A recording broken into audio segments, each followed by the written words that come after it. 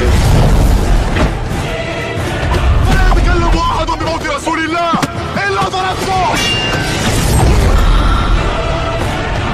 جئتك أؤمن بالله وبرسوله وبما شئت به فقد أعذرت إليكم وأعذرتموني.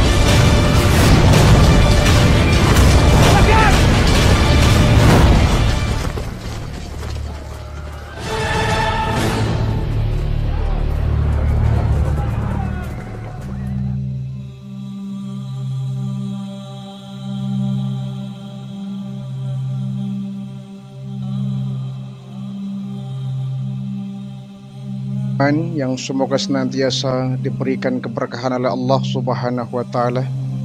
Amin ya rabbal alamin. Kembali kita akan membahas mengupas kitab Nasaihul Ibad, karya dari seorang ulama yang sangat besar, ulama Nusantara, Syekh Nawawi Al-Bantani, yang semoga Allah meridhai beliau, menempatkan beliau di tempat yang sangat mulia. Amin ya rabbal alamin. Ada satu ungkapan yang sangat mengandung nilai nasihat yang sangat dalam, itu dari seorang ulama besar, Hasan Al-Basri rahimahullah. Beliau berkata, laulal abdalu la khasafatil ardu wa ma fiha,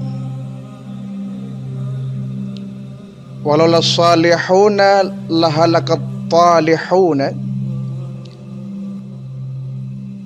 walaula ulama ulasarun nasu kal bahaimi, walaula sultanu lahalaka ba'duhum ba'da, walaula hamqal al kharabati dunya, walaula raihu la antana kulla syai'in. Ini ungkapan, walaupun bukanlah sebuah hadis, tetapi ini insyaallah akan mengandung nilai pelajaran yang dalam bagi kita.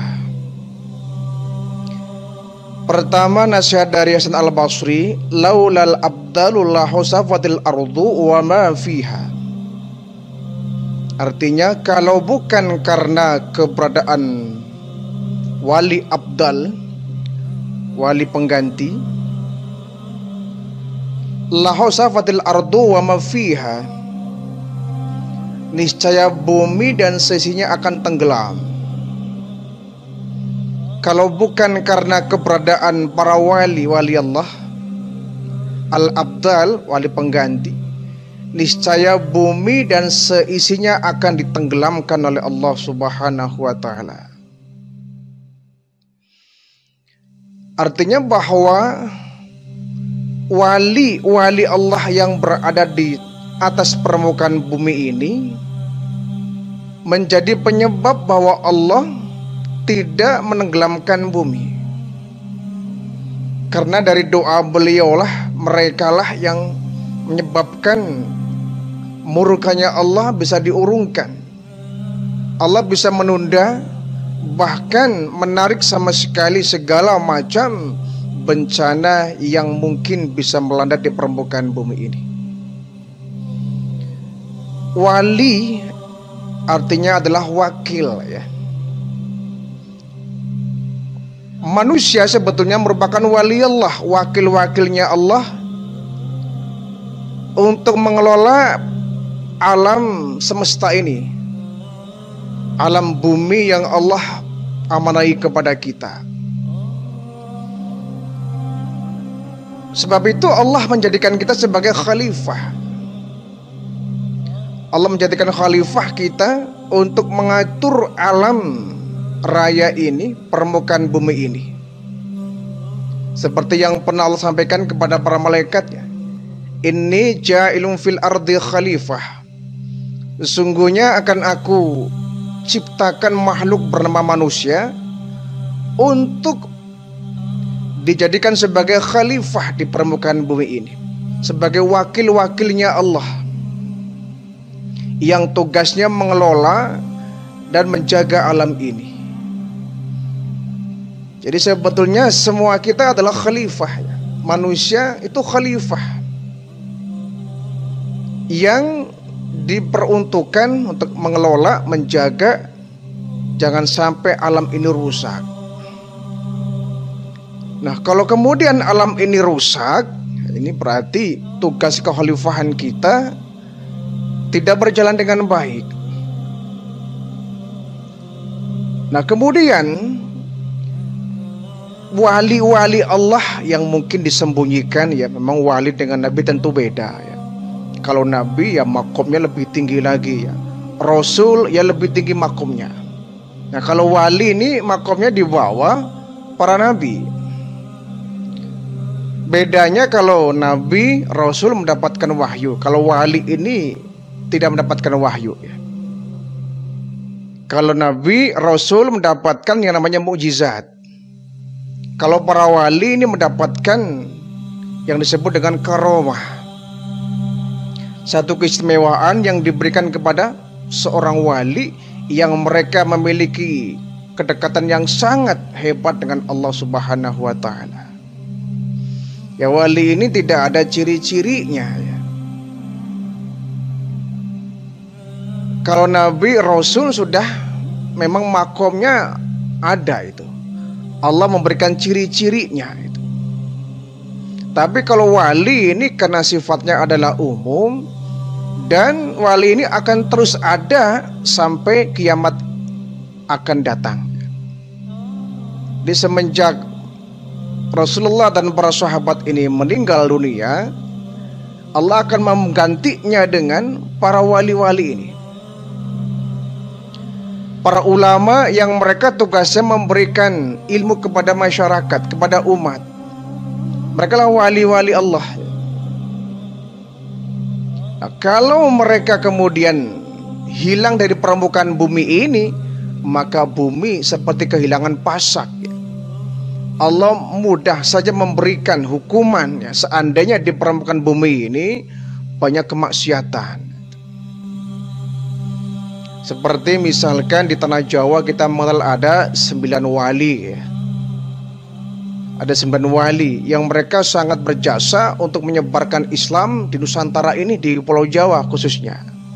Di Sumatera juga banyak para wali ya. Di Kalimantan, Sulawesi juga banyak sana para wali. Jadi mereka sangat berjasa di dalam mengendalikan bumi ini. Seandainya tidak ada mereka, bisa saja Allah memberikan bencana alam di permukaan bumi ini, bahkan ditenggelamkan ya, kalau dalam bahasa Hasan al-Basri ini. La hausafatil ardu wa ma fiha. Allah mungkin bisa menenggelamkan bumi seisinya kalau di dalamnya tidak terdapat para wali Allah ini. Jadi kita sangat beruntung ya, oleh Allah bumi ini diberikan para pengganti nabi dan rasul, yakni para wali, para ulama yang mereka menggantikan posisi nabi, rasul dalam menyebarkan ilmu ya, memperjuangkan syariat Islam ini. Semoga mereka akan tetap ada di sekitar kita ya.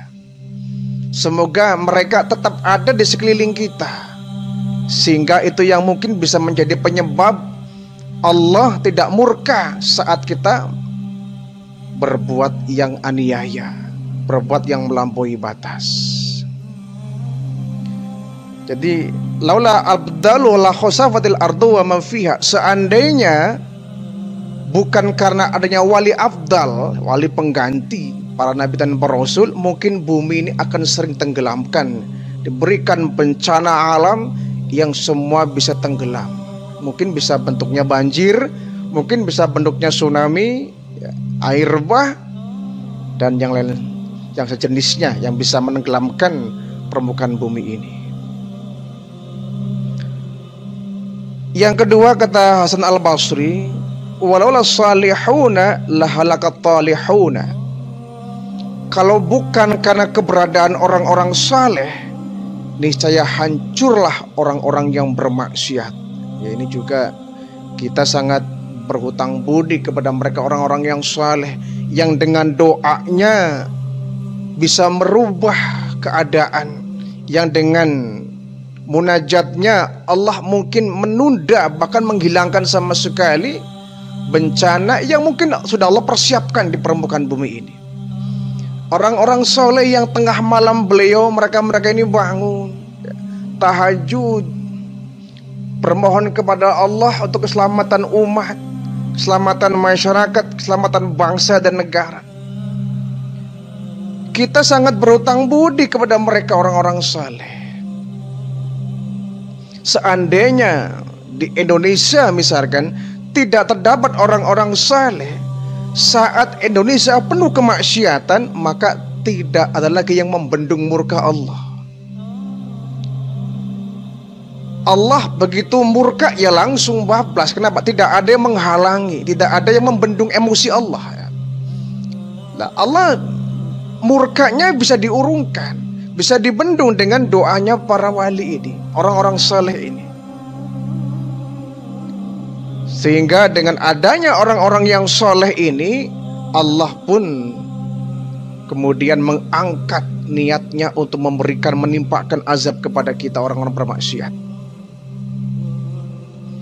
Sehingga kadang-kadang di masyarakat kita ada orang yang kalau dinasehati selalu katakanlah ngeyel ya.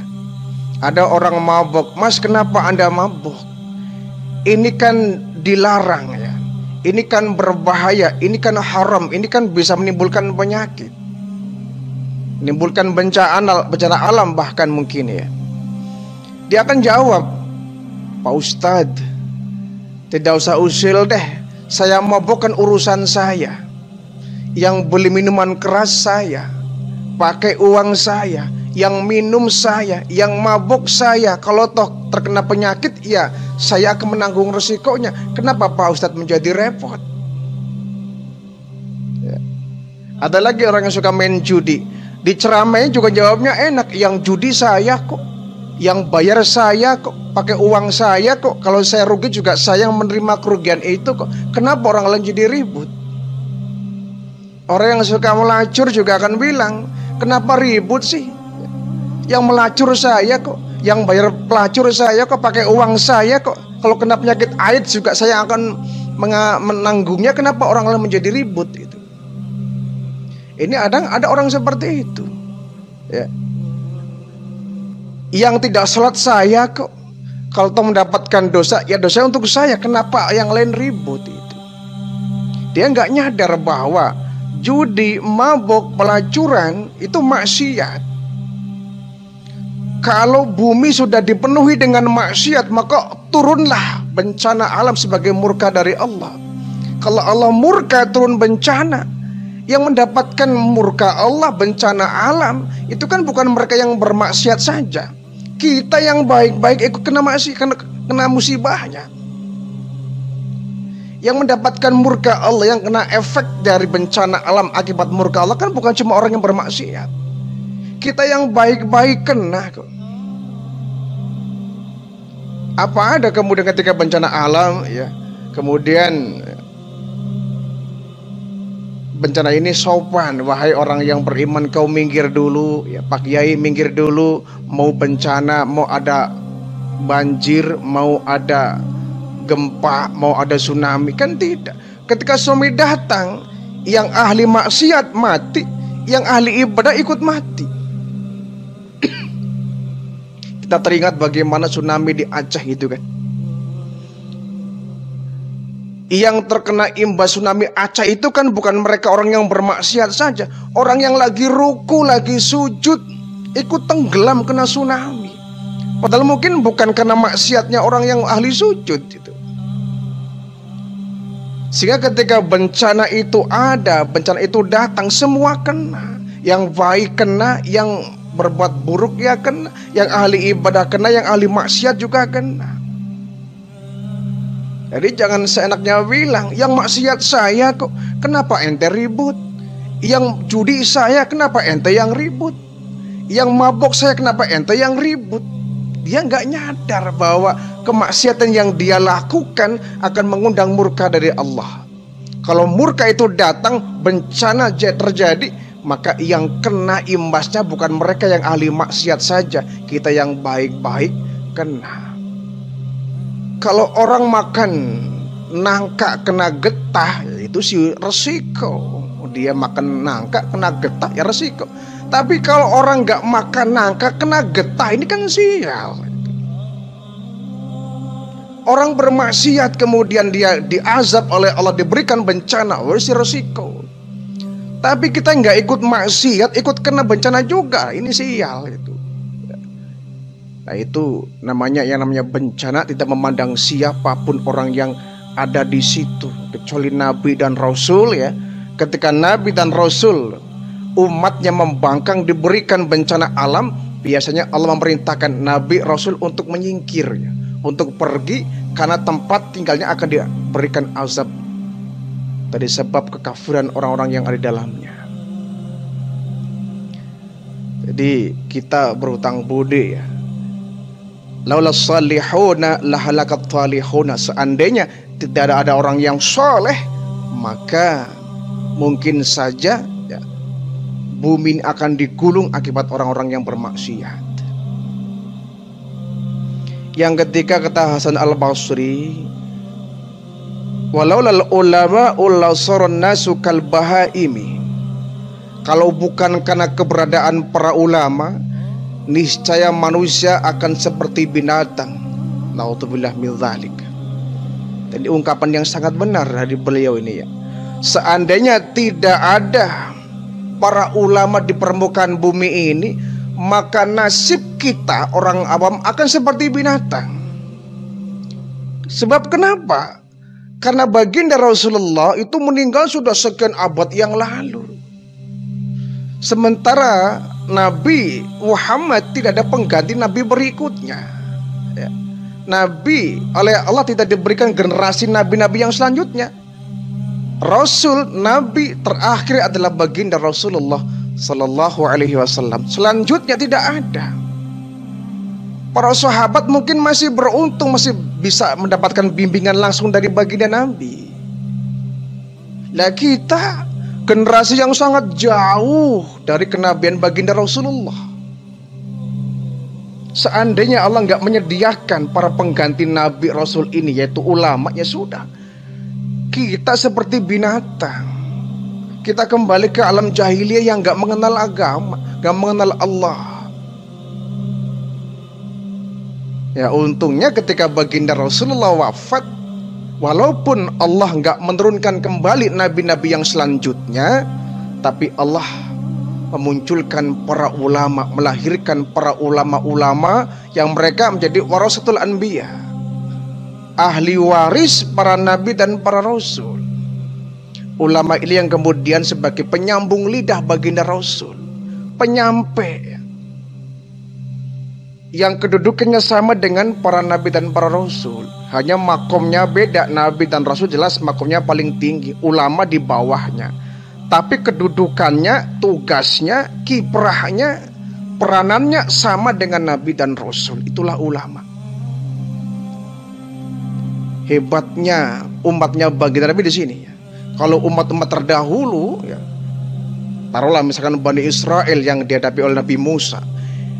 Nabi Musa pernah ketika berdakwah menghadapi orang-orang Bani Israel, satu hari beliau dipanggil Allah ke Bukit Tur Sina untuk mendapatkan wahyu selama 40 hari. 40 hari Nabi Musa meninggalkan umatnya untuk menerima wahyu di Bukit Tur Sina.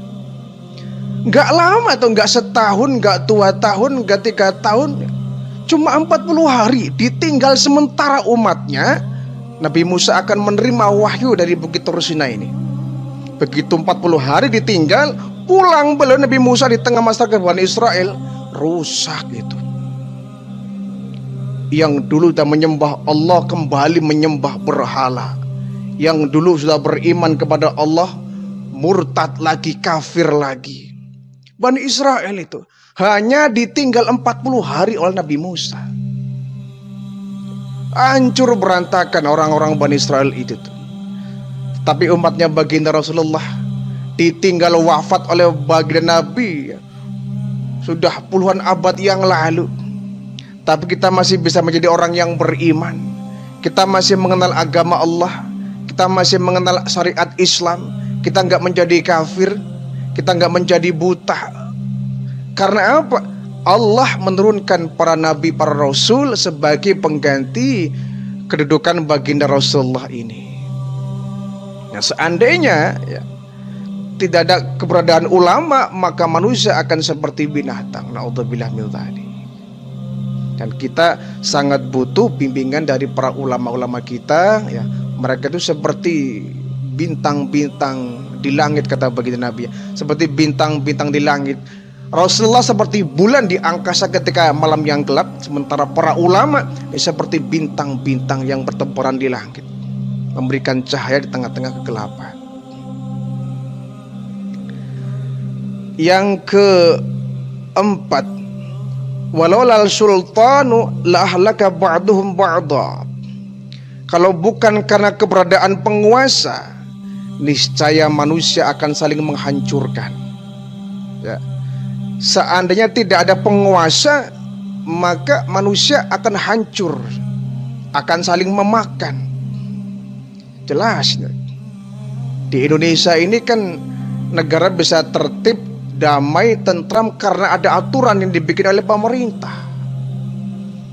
Misalkan di Indonesia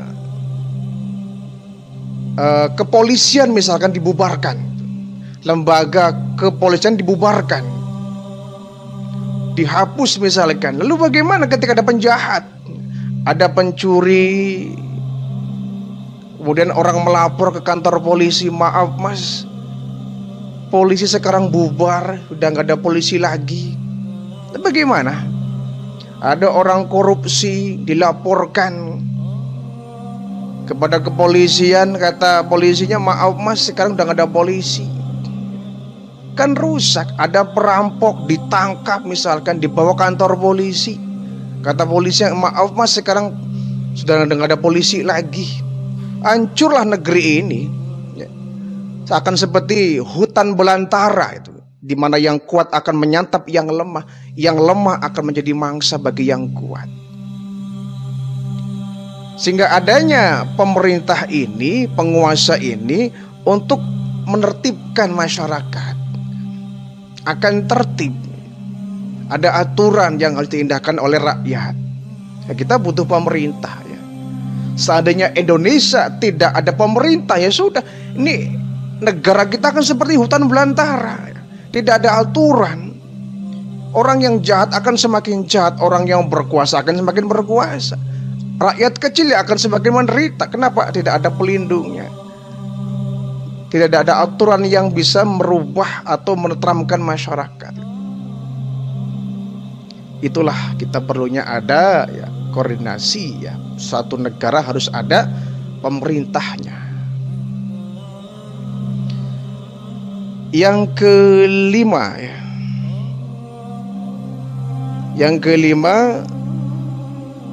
walau lalu hak hamqah la kharabatid dunia. Kalau bukan karena keberadaan orang-orang yang bodoh, dunia ini akan terasa sepi. Seandainya tidak ada orang yang bodoh, maka dunia akan sepi. Artinya kiai akan bisa dipanggil kiai karena ada orang yang awam. Ustadz dipanggil ustadz karena ada santrinya. Guru bisa dipanggil guru karena ada muridnya. Seorang mubalik bisa dikatakan mubalik kalau ada audiennya, ada yang mendengarkannya, ada yang menyimaknya. Jadi kita butuh orang pintar, butuh orang bodoh. Orang bodoh butuh orang pintar. Tidak akan ada kebodohan kalau semuanya orang pintar. Maka tidak ada orang yang pintar kalau semuanya bodoh. Sama saja, tidak ada orang yang kaya kalau ada orang miskin. Kita bisa dikatakan kaya karena ada orang yang miskin. Orang miskin dikatakan miskin karena ada orang yang kaya, ada pembandingnya itu. Ya kalau dunia ini semuanya dipenuhi orang pintar, semua nggak ada orang bodoh, ya tidak ada majelis taklim, tidak ada sekolah, tidak ada. Lembaga-lembaga pendidikan pun tidak ada. Kenapa semua orang pintar? Semua pintar, semuanya guru, semuanya pandai, semuanya orang-orang alim. Sepi dunia ini, masing-masing punya ilmu. Akan menjadi ramai dunia ini ketika ada orang yang pintar, ada orang yang bodoh, ada orang yang diajar, ada orang yang mengajar. Itu baru dunia akan menjadi ramai. Ya. Satu dunia orang kaya semua, juga sepi, nggak ada orang yang bekerja. Ya ngapain bekerja, dia masing-masing punya uang. Sepi dunia ini, nggak ada dinamika ya. Yang bikin ramai karena ada orang yang miskin. Apa orang miskin kemudian bekerja kepada orang yang kaya ya. Muncullah pabrik-pabrik, perusahaan-perusahaan ya. Adanya orang yang membutuhkan gitu. Ada semuanya orang kaya, kita membuka perusahaan yang mau bekerja siapa? Semuanya orang kaya. Itulah dunia ya. Selalu ada pasangannya, ada malam, ada siang gitu ya. Ada yang bodoh, ada yang pintar. Ada yang kaya, ada yang miskin. Agar semuanya saling mengisi, bukan saling menjatuhkan, bukan saling mengejek.